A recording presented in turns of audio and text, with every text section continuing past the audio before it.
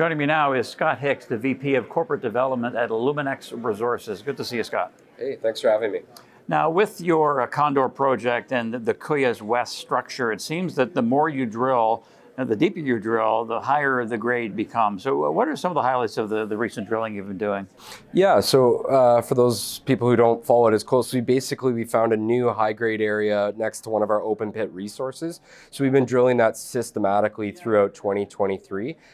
We've drilled off kind of 450 meters of strike by about 300 meters of depth, but we've also had some hits at that 500 meter level. So right now what we're evaluating, we're running numbers to see where we stand on a resource and basically looking to infill that in 2024, update the resource, update the PEA, and really see what this second underground deposit will do for the economics of the project. Right, and so what's the timeline to that, the resource, PEA, roughly? They could all be done in 2024. I mean, the question we're asking ourselves is, do we publicly put out a resource or do we just wrap it into the PEA? And that's something the board still hasn't decided. We've seen some resource updates in the market that haven't gotten a lot of love, even though they've been very positive, as we expect ours to be. I mean, we think we've added a lot of ounces at not only Cuyas West, the new discovery, but we also did those 7 additional holes at Camp, the other underground deposit, which we expect to add ounces as well. And just to refresh people who may not know or may know, but essentially you believe you have these structures meet, essentially, right? Yeah, we think they do. We think the vein structures connect. So Cuyas West is running perpendicular to Camp. We also think there's probably a porphyry feeder system below the epithermal that's feeding both of them. Now, if you look at our deck, there's a good shot of the breccia pipe, and we would like to test drilling straight down that to see, how deep does it go, and is there a porphyry under it? So that's something we might also do in 2024. Another project Luminex has is the Pegasus copper project. It's an earn-in agreement with Anglo American, which is currently being amended, I guess. So how's that coming along? Yeah, we do expect news on that in November. I think we're guiding, obviously, we wouldn't put out the second press release that we're negotiating with them if we didn't think there wouldn't be a positive outcome there. We do expect them to come back into the earn-in and hopefully continue working on the project in 2024. There's obviously no guarantees in these things, but we do expect that to be the outcome. There's a lot of work for them to do at Pegasus A. They've identified 8 porphyry targets. They've only just, barely started drilling. They drilled 1,800 meters at one called Medusa North at the very north of Pegasus A. But there's a lot of systematic drilling and work to do there. So we're hopeful they come back in and, we're hopefully they get back drilling next year. The number I have in my head in terms of what they spent so far is $37 million. Am I right about that or no? 26. They spent 26, about okay. 26 so far. It's a very large land package. So, they've done very extensive airborne, stream, rocks. Also, fairly big holding costs for such a large land package. Obviously, it's 6 times the size of our Condor package to put it in scale for people. Okay. Yeah.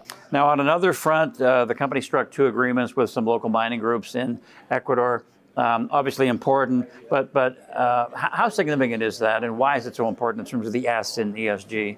Yeah, it's a great question. So, between us and Fruta del Norte, because there is so much high-grade gold in the area, it does draw artisanal miners into that area. And actually above the 1,600 meter level on our property, historically, they were allowed by the government and had permits to do so. Those permits were running out in 2024.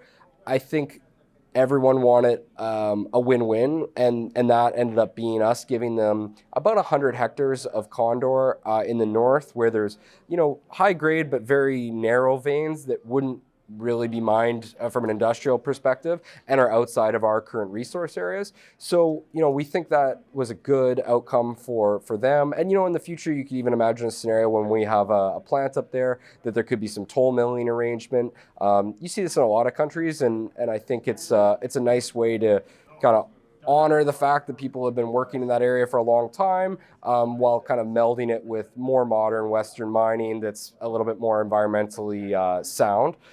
The other nice thing about that is they're responsible for any disturbance that they make on that 100 hectares going forward. So that, is not something that Luminex will have to deal with. And that's something that's now in their court. I see. Yeah. And lastly, We're at a mining conference. We know things are a little rough right now for some of the junior miners. How would you sum it up? And what's your ultimate message in terms of a investment case pitch to investors for your company?